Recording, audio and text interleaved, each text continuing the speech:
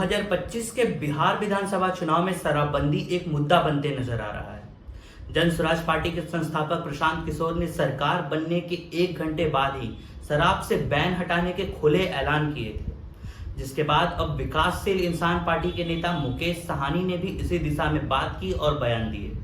अब सवाल यह उठता है कि क्या शराबबंदी का मुद्दा 2025 के चुनावों में बड़ा राजनीतिक मुद्दा बनेगा। नमस्कार, आप देख रहे हैं नेशन दर्पण और मैं हूं आशीष कुमार श्रीवास्तव। में 2016 में मुख्यमंत्री नीतीश कुमार ने राज्य में पूर्ण शराबबंदी लागू की थी। इसे महिलाओं और समाज के हित में एक बड़ा कदम माना गया था, लेकिन अब लगभग 7 साल बाद सवाल उठने लगे हैं कि क्या यह नीति सफल रही है या नहीं, या अब इसे खत्म करने की जरूरत है। इसी सवाल पर चर्चा तब और तेज हो गई जब जन स्वराज के संस्थापक प्रशांत किशोर और विकासशील इंसान पार्टी के नेता मुकेश साहनी ने इस मुद्दे पर बड़ी बयानबाजी की। ये दोनों नेता अब शराबबंदी को हटाने की मांग करते नजर आ रहे हैं। गांधी जयंती के मौके पर 2 अक्टूबर को राजनीतिक पार्टी की घोषणा करने जा रहे जन स्वराज के नेता प्रशांत किशोर ने अगस्त महीने में मीडिया को इंटरव्यू में साफ शब्दों में कहा था कि अगर उनकी सरकार बनी तो वो 1 घंटे के अंदर शराबबंदी खत्म कर देंगे।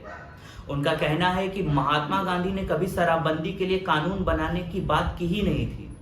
गांधी जी ने शराबबंदी को एक सामाजिक जागरूकता का माध्यम बताया था और उनका मानना था कि लोगों को जागरूक किया जाए ताकि वह खुद शराब के सेवन से दूर हों। दूसरी ओर मुकेश साहनी, जो महागठबंधन का हिस्सा है, उन्होंने भी इस दिशा में बात की। उन्होंने कहा कि शराबबंदी का जो उद्देश्य था वो पूरा नहीं हुआ है।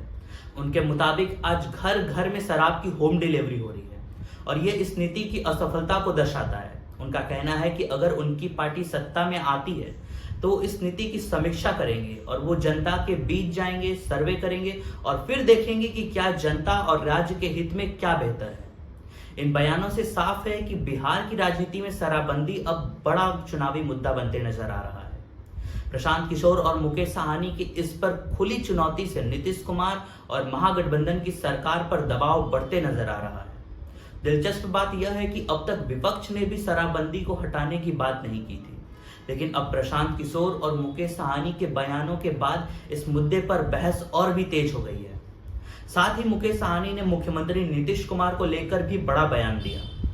उन्होंने कहा कि नीतीश कुमार अब रिटायर हो जाने चाहिए क्योंकि उम्र का असर उनके कामकाज पर साफ दिख रहा है। इस बयान से राजनीतिक गलियारों में हलचल मच गई है, खासकर महागठबंधन और एनडीए के बीच।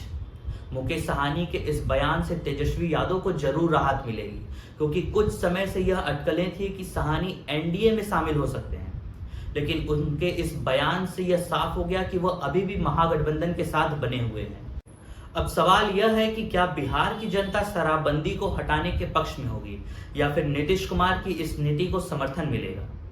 आने वाले दिनों में यह देखना दिलचस्प होगा कि किस तरह से बिहार की राजनीति इस मुद्दे पर रुख बदलती है। आज के लिए फिलहाल इतना ही। धन्यवाद।